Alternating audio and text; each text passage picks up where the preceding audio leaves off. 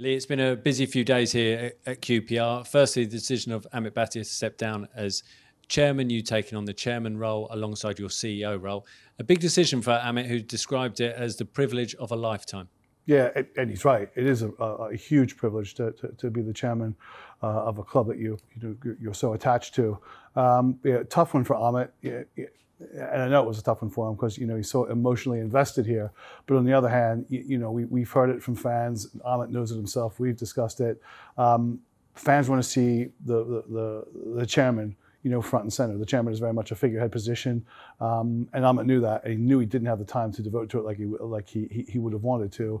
So therefore, it became a decision, to offer it to me, which I was just so honored to accept.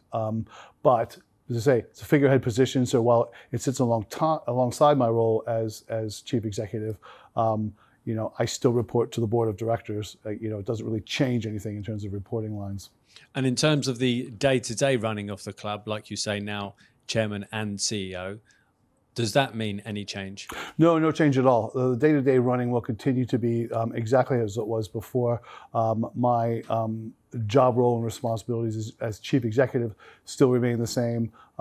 It's not an enhancement in my position in any way. It is literally what's on the tin in terms of I'll be chairing board meetings. The board of directors is still the ultimate accountability mechanism for me. Well, quite frankly, the ultimate accountability for me is with the fans, because they're all of our bosses. But the board of directors are the ones that are immediately above me. So in that respect, it's not as if I'm getting any extra power into this. It is purely that about making sure I'm front and center, leading the club, making sure any complaints that the fans have, any frustrations they have, they know the guy that's there, and I'm out there at the matches with them at the same time. What would you say to supporters who might feel that one person being the chairman and the CEO potentially has too much power within a football club? I think for those supporters who've been around for a long time, there was a day, 30, 40 years ago when it was the chairman and the club secretary ran the club. Okay, football has so evolved since then. Now you have full-time managing directors, full-time chief executives, because of the complexities of running a club now. That the chairman's position has, unless you're an executive chairman, which Amit wasn't, the responsibility vests in the chief executive anyway, and that chairman, as I say, fully responsible for making sure that the board of directors are operating the way they should be operating and chairing the meetings. Otherwise, it's down to the chief executive to try and get his implement what the board of directors want to implement. With such change, it always leads to speculation, and one being that perhaps this points towards a potential change in ownership, with the current owners looking to move on entirely. Can you provide clarity on that? No, I don't see that coming at all. There were the fans forum last month, 2 months ago now, and their commitment's unwavering. They've answered questions about, well, what about investment? They've gone through that about what it would take, what they would be looking for if someone came in and sat alongside them at the table. But they've never wavered in their commitment. And, this is one I know, this is one as a chief executive, you have to be able to rely on your board for funding and everything else, because it's quite clear we don't have the funds that we can run this ourselves. It's a goal. We want to achieve self-sustainability, but right now, still reliant on shareholder funding, and the shareholders have been brilliant. There's never been a delay that I've had to worry about in terms of, oh my gosh, do we need the funds coming in 2 months' time? Always ahead of the curve. We're well funded in terms of that. We're well looked after in terms of that, and quite frankly, not every club is in that position. And not every chief executive. I have sleepless nights. But funding and owner commitment is not one of the causes of my sleepless nights. This change in chairmanship also comes, of course, on the back of a change in head coach. Was there any link between the change in chairmanship and the decision with regards to the head coach? No, in fact, quite the opposite. Amit had spoken about it recently, but one of the things he was absolutely adamant about was, I need to make sure, I need to be there and be part of this process, and as chairman, to get this over the line, to make sure there is a transition between Gareth and between Marty, and so the connection there is none. So having accomplished what we wanted to accomplish, he said, okay, right now is the time for me to move on. And now that you are chairman, does that mean you need to look at new objectives? Does it change your approach in terms of how you view the role? No, none at all. My job, as I say, my job is still the same as chief executive. It is still, being held accountable to the board, carrying out the board's objectives. The board are the three shareholders. Those are the ones who really, formulate the policies and give me the direction. That will not change at all. The objectives are still the same.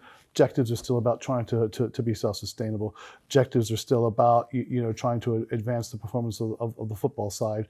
We've had a very disappointing 3 years. The last 3 years in particular for me have been disappointing because there have been times when we felt so close to just fall away, or times where we were fall away, then to actually go so close, only for the season to end just as we looked like we were ready to move forward. So the objective is, let's get the continuity in there. Let's get the continuity to play. Let's get back to aligning the style of play and the DNA that we've established, because that's Gareth came in. And I feel for Gareth because from an integrity standpoint, from an honor standpoint, one of the finest people I've ever met.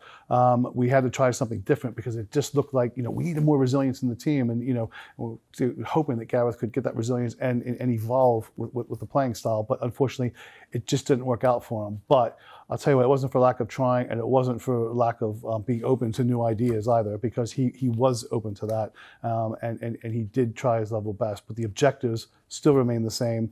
We've heard an interview with a manager recently where he's saying, I'm going to be more possession-based, more technically oriented. The technically oriented players are the ones I want to bring back into the fold. And I think that really harkens back to the DNA that we established probably 3-4 years ago with Mark Warburton, and then evolved into with Mick Beale. And how excited are you by the appointment of Martí Cifuentes? Very excited. He is somebody that's been on the radar. I mean, one of the things you do. I don't mean to be disrespectful to any manager out there at all, but you have to have a list. Because if the manager's doing really well, you might go. If the manager's doing really badly, he might go. So if you got one or the other, there's always that threat that a change will occur. So you have to be prepared for that change. And I think we had processes that evolved in the appointment of Mark, processes that resulted in the appointment of Mick, processes that we used after that. We've refined those even further to make sure, right, we really need to be honing in on this and honing in on exactly the style that we want to do right now. And so that's exactly what we did, and we think we've come up with a good choice. And like you say, it's been a frustrating 3 years. If you go back that far with the ups and downs, do you understand how frustrating it has been for QPR supporters? Oh yeah, I 100% understand.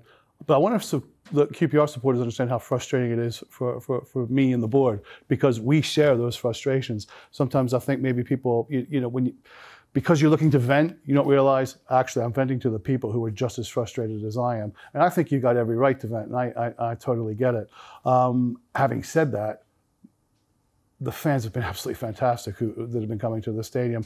They've been behind the club every step of the way. I'm still amazed. The attendances we've been getting have been fantastic. You've come out and you've supported the team. I can't ask any more from the fans, all right? We can't ask any more from the fans. All the fans need to do is keep doing what they've been doing. I think we'll be fine, because they understand the players need a reason, that the players need that support but behind them. And I think that's, if we can continue to do that, we can give that to Marty and the rest of the team going forward, I think we'll do well. I think we'll do all right. We can build those foundations that we need to take the club forward. And like we say, there has been plenty of change with the change in head coach, a change in chairmanship. How important now is unity and togetherness looking ahead right from this weekend when we play Rotherham, because we are in the midst of a real challenging season? Yeah, huge. It's a challenge. It's a challenge we can all meet together.